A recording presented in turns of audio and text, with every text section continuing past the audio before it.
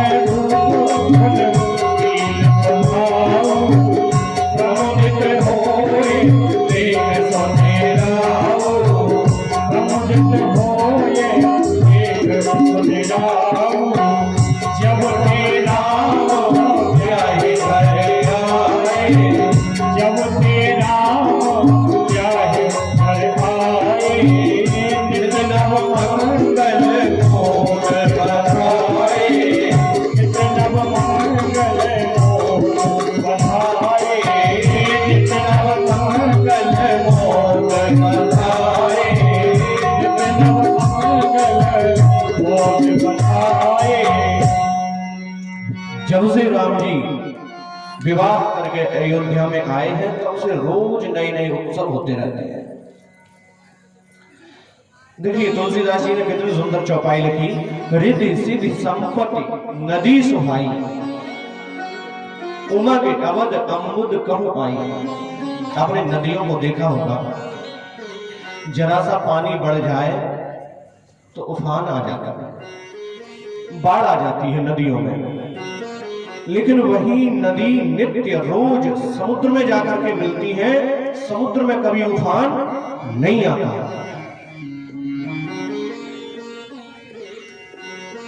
तो अयोध्यावासी तो है समुद्र,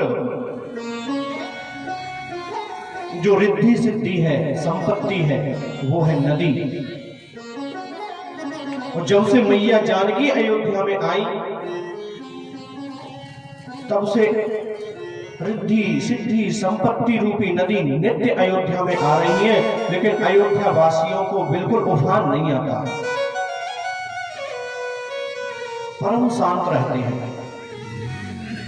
देखिए हमें उफान कब आता है, जब हम मानते हैं कि ये जो कमाया है मैंने मेहनत से कमाया है, अपनी मेहनत से कमाया है, तब हमें घमंड आ जाता है, अहंकार आ जाता है।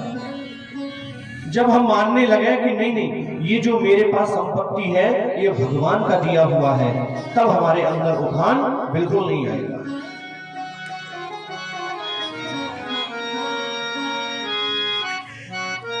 हमने अपने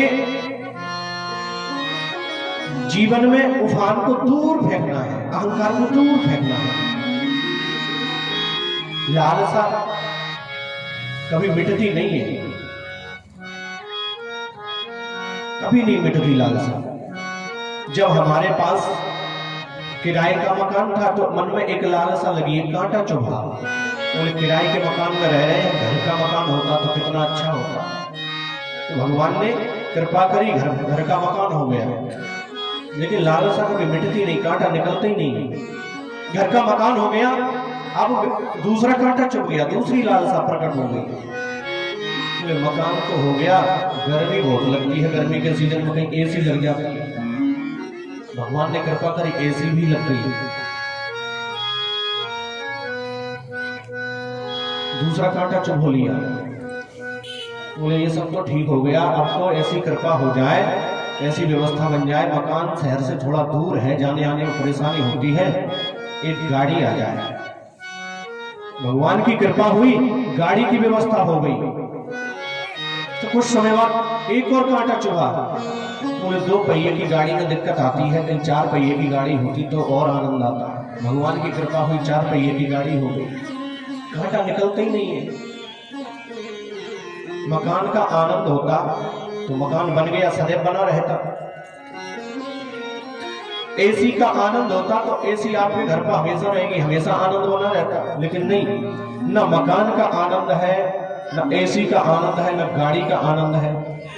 जब तक राम जी के चरणों में प्रेम नहीं लगाओगे तब तक आनंद आने वाला नहीं है। सुखी तो केवल राम के दास रह सकते हैं।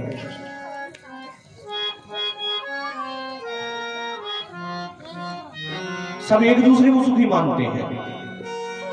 दीन कहे धनवान सुखी,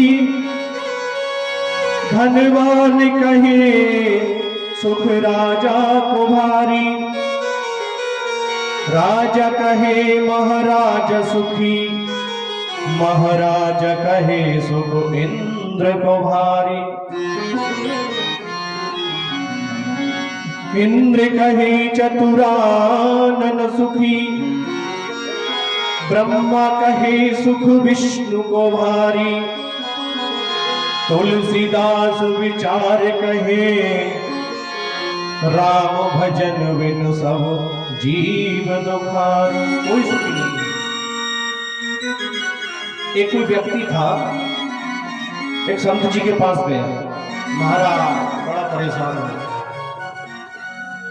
कुछ व्यवस्था करो, कुछ बताओ, ज्यादा ही परेशान चल रहा हूं। महाराज बोले एक काम करो ना, शनि की 7.5 चल रही है, काली गाय दान कर देना। महाराज इतनी कहां सामर्थ, काली गाय नहीं कर पाऊंगा महाराज, कुछ कम करो। काला कम्बल दे देना किसी को, काला कम्बल दान कर देना। महाराज कम्बल की कहां सामर्थ, परेशान हूं महाराज, कुछ कम बताओ। अरे काला शॉल दान कर देना। महाराज काला शॉल इतना न जाने कितने पैसों का आएगा महाराज, बहुत परेशान हूं। अरे काला धागा दान कर देना। महाराज कुछ और कम करो। कहाँ सामर्थ्य, काला धागा दान करो। तो महाराज बोले जा चल से शनि तेरा क्या बिगाड़ेगा, तो काला धागा दान करने की सामर्थ्य नहीं, फिर शनि भी क्या बिगाड़े। चतुर मत बनिए। लालसा कभी मिटती नहीं। अयोध्या वासियों को लालसा लगी कि महाराज दशरथ वृद्ध अवस्था में को पहुंच गए हैं, अभी तक कोई संतान नहीं है, कहीं महाराज दशरथ को एक बेटा हो जाए। एक नहीं 4 हो गए। दूसरी लालसा लग गई, कितने सुंदर बेटा है, कहीं इनका यज्ञोपवीत संस्कार हम अपनी आंखों से देख लेते तो कितना अच्छा होता। यज्ञोपवीत संस्कार भया। तीसरी लालसा लग गई, ये बालक जब पढ़ लिख करके आ जाएंगे तो कैसे मंत्रों का उच्चारण करेंगे, अपने हाथ में क्या अस्त्र लेंगे, क्या शस्त्र लेंगे। पढ़कर भी आ गए। एक और लालसा लग गई, कहीं इन बच्चों का विवाह हो जाता, हम अपनी आंखों से विवाह देख लेते तो कितना आनंद आता। विवाह भी हो गया। एक और लालसा लग गई कि महाराज कहीं इनको राम को राजा बना देते और हम अपने आंखों से राम को राजगद्दी पर बैठते हुए देख लेते, कितना आनंद आता। मिटती नहीं है। किसी की मिट गई हो तो मिला देना हमसे, किसकी लालसा मिट गई, किसी की नहीं मिट गई। सुत विद लोक ईसना तीनी, तीनों आशाएं मिटती नहीं कभी, किसी न किसी को किसी न किसी रूप में परेशान करती ही रहती है। और ध्यान रहे, जितने उम्र बढ़ती जाती है तृष्णा उतनी बढ़ती जाती है, किसी की नहीं मिटती लालसा। महाराज कहीं इनको राजा बना दे, नई लालसा लग गई। आप अछत जुबराज पद राम ही देव नरेश। ऐसी लालसा जब अयोध्या वासियों के मन में आई तो एक दिन महाराज दशरथ बैठे हुए थे, तो उन्हें लगा कि मेरा मुकुट टेढ़ा हो गया, तो सेवक से बोले, सेवक जरा दर्पण लाओ, मुझे लग रहा है कि मुकुट टेढ़ा है। तो सेवक दर्पण लाया। राय सुभाय मुकुर करलीना, मुकुर माने दर्पण। बदन बिलो की मुकुट समकीना, देख करके मुकुट को सीधा किया। जैसे ही मुकुट को सीधा किया तो क्या नजर आया? श्रवण समीप भय से तके सा, श्रवण समीप भय से तके सा, समीप भय से तके सा, मन जगत बनो अस उपदेशा, मन जगत बनो अस उपदेशा, मन जगत बनो अस उपदेशा। कान के समीप, कान के बगल में जब बाल को सफेद देखा तो लगने लगा कि मन जरठ पन अस उपदेशा, मानो ये बाल कान में चीख चीख करके कह रहा है, महाराज हमने तो अपना रंग बदल दिया, आप कब बदलोगे? गृहस्थ से विरक्त आश्रम में आप कब जाओगे? हमने तो रंग बदल दिया। महाराज ने जब श्वेत केश देखे तो महाराज उठ करके कहां गए? सीधे गुरु के आश्रम पर। गुरु के आश्रम पर जाकर के बोले, गुरुवर मुझे लगता है कि राम सब विद लायक हो गए हैं। भय राम सब विद सब लायक। गुरुजी बोले मतलब क्या है, कहना क्या चाहते हो?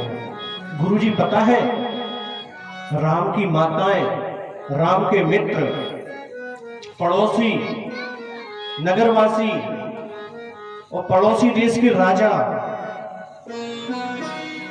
सब राम की प्रशंसा करते हैं। मुझे लगता है राम लायक हो गए हैं। तो वशिष्ठ जी बोले, दशरथ तुम्हारा कहना सही है लेकिन अधूरा। राम लायक ही नहीं, राम तुमसे भी आगे निकल गए हैं। कैसे? कि तुम्हारी प्रशंसा तो पड़ोसी देश के राजा, तुम्हारे मित्र करते थे, राम की प्रशंसा तो राम के शत्रु भी करते हैं। राम तुमसे भी आगे निकल गए हैं व्यवहार के मामले में। एक बार जब राम रावण युद्ध हो रहा था तो राम जी ने ऐसा तीर चलाया कि रावण हतप्रभ होकर के रह गया, अचेत होकर के पड़ा है। रावण को लगा कि आज मैं बचने वाला नहीं हूं, आज मेरा अंत निश्चित है, आज युद्ध की समाप्ति हो जाएगी। जब रावण को अचेत देखा तो राम रावण के पास गए, रावण से बोले, दशानन लगता है ज्यादा थक गए हो। कोई बात नहीं दशानन, जरूरी नहीं है कि आज ही युद्ध का परिणाम निकले, अरे कल फिर युद्ध हो जाएगा, मुझे लगता है तुम्हें विश्राम करना चाहिए, तुम जाओ लंका में जाओ और विश्राम करो। रावण अपने महल में आया, किवाड़ लगा करके लगा रोने। कुछ देर बाद मंदोदरी आई, मंदोदरी ने देखा रावण को रोते हुए। मंदोदरी कहती है, आज दशानन की आंखों में आंसू? मैंने आज तक आपको रोते हुए नहीं देखा, आज क्या कारण है, आपकी आंखों में आंसू क्यों है? रावण कहता है, देवी मंदोदरी, आज इस रावण को राम के स्वभाव ने रुला दिया, राम के व्यवहार ने आज मुझे रुला दिया। धन्य है ऐसा शत्रु, धन्य है राम जिसको अपने शत्रु की भी इतनी चिंता रहती है कि वह थक गया है, इसे विश्राम की जरूरत है। एक और युद्ध हुआ राम का खरदूषण से। तो खरदूषण से जब युद्ध हुआ तो खरदूषण क्या कहते हैं, यद्यपि भगिनी कीन कुरूपा, लेकिन वध लायक नहीं पुरुष अनुपा। दशरथ शत्रु भी राम की प्रशंसा करते हैं, शत्रु ही राम बड़ाई पावा, शत्रुओं से भी राम ने बड़ाई प्राप्त करी, तुमसे भी आगे निकल गए हैं। तो दशरथ जी कहते हैं, गुरु जी अब मैं चाहता हूं कुछ ऐसा करिए, कोई ऐसा मुहूर्त बता दीजिए कि राम को मैं राजगद्दी सौंप दूं, राम को राज तिलक कर दें हम, ऐसा कोई मुहूर्त निकालिए ना। आप तो सर्वज्ञ हैं, सब जानते हैं, त्रिकालज्ञ हैं, बताइए कोई अच्छा सा मुहूर्त। तो वशिष्ठ जी मन में विचार किए कि महाराज दशरथ जिस मुहूर्त को पूछ रहे हैं वो मुहूर्त तो 14 साल बाद आने वाला है, लेकिन महाराज दशरथ इतने प्रसन्न हैं कि ये बात कैसे कहूं मैं महाराज से, कह नहीं सकते।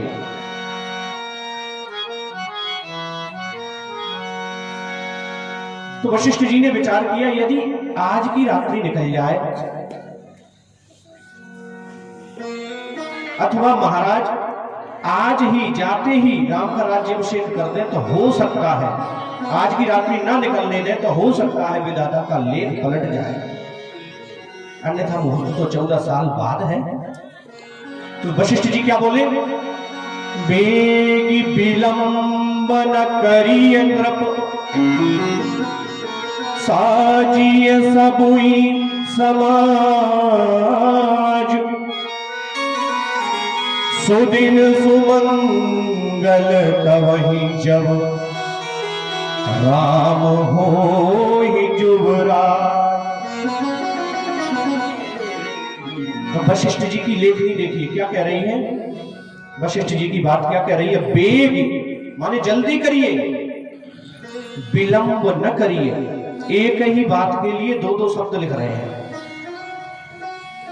बेग माने जल्दी करिए, विलंब न करिए, देर मत लगाइए, जाते ही मैं तो कहता हूं राम के सर पर राज मुकुट रख दीजिए। अब आप बताइए, जब गुरुजी ने कह दिया कि बेग विलंब न करिए तो दशरथ जी को जाते ही राय सिंहासन पर बैठा देना था कि नहीं? लेकिन कई लोगों की आदत होती है, आप भी देखते होंगे गांव में आएंगे कई व्यक्ति, गाड़ी लेना है, कौन से रंग की ठीक रहेगी, आपसे भी पूछेंगे, आपसे भी पूछेंगे, हमसे भी पूछेंगे, इनसे भी पूछेंगे, कौन सी गाड़ी ठीक रहेगी, कौन से रंग की ठीक रहेगी, बताते रहो। पूछना आप सबसे या करना मन की है, जो हमको भाई बसो करेंगे तो फिर पूछ ही काहे को रहे हो। दशरथ जी ने पूछा तो मान लेना चाहिए था, लेकिन दशरथ जी लौट करके आए तो मन में विचार किया कि गुरु जी कह रहे हैं सो ठीक है, लेकिन मैं चाहता हूं कि सुबह अगले दिन कल जब सूर्योदय होगा तब मैं सूर्य भगवान के सामने उनको साक्षी बना करके राम के सर पर राज मुकुट रखूंगा। कल किसी के लिए आया है क्या? किसके जीवन में कल आया है? कल कभी नहीं आता। और राम ने तो मैया कैकेयी से बचपन में ही वरदान मांग लिया था। मैया बैठी हुई थी, राम ने जाके नेत्र बंद किए और राम जी कहते हैं पहचान के बता मैया, तब नेत्र खोलूंगा। मैया कहती है राम, ऐसा हो सकता है कि मैं तुझे ना पहचानूं? नेत्र खोल दे बेटा। राम ने नेत्र खोले। राम जी कहते हैं माँ मुझे वचन दे दे, जो मांगूंगा सो देगी, तब नेत्र खोलूंगा।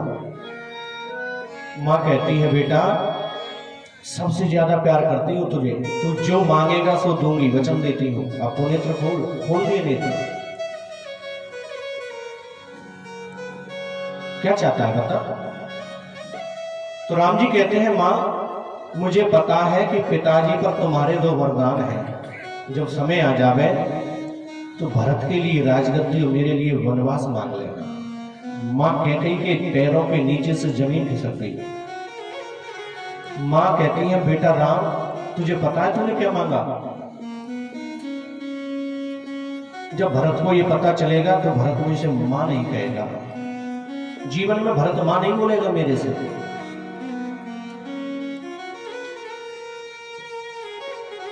जब मैं ऐसा वरदान मांग लूंगी तो हो सकता है संसार में कोई अपनी बेटी का नाम कैकेयी न रखे।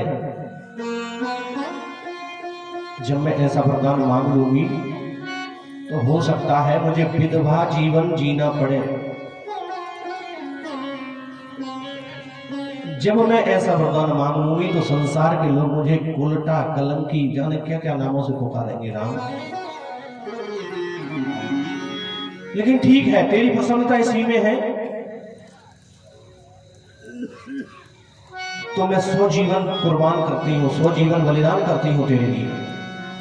मेरा राम अगर मेरे कलंकी होने से मर्यादा पुरुषोत्तम बनता है तो 100 जीवन कलंक में गुजार दूंगी, तुझे मर्यादा पुरुषोत्तम बना करके छोड़ दूंगी। तो ध्यान देना माता कौशल्या ने केवल राम को जन्म दिया, लेकिन मैया कैकेयी ने मर्यादा पुरुषोत्तम राम को जन्म दिया। भूल कर भी दोष मत देना।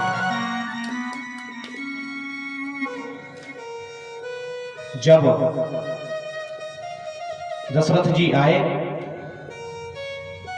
और दशरथ जी ने सुमंत जी के माध्यम से नगर में खबर पहुंचवा दी कि कल प्रातः है राम को राज्य अभिषेक दिया जाएगा, राम को राजा बनाया जाएगा।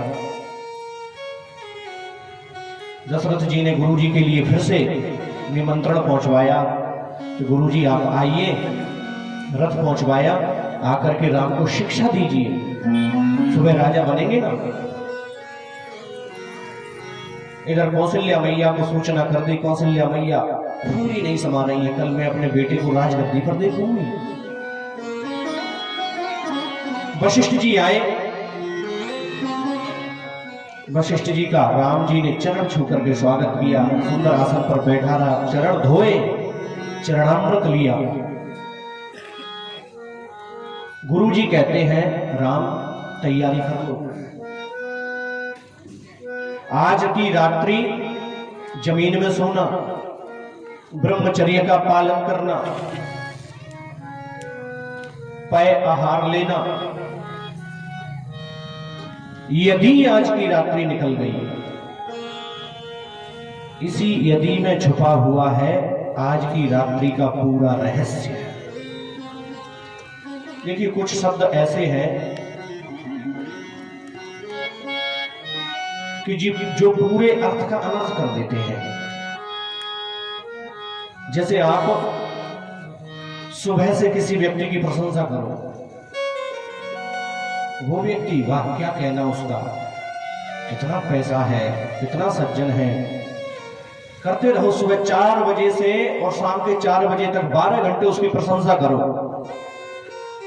और शाम को आकर के कह दो लेकिन, बस जो 12 घंटे आपने प्रशंसा करी, एक लेकिन ने सब पर धूल डाल दी। लेकिन कंजूस बहुत है, एक लेकिन ने सब बेकार कर दिया। इसी प्रकार वशिष्ठ जी महाराज कह रहे हैं राम यदि आज की रात्रि निकल गई तो सवेरे आप राजा बनेंगे। इसी यदि में छुपा हुआ है आज की रात्रि का पूरा रहस्य।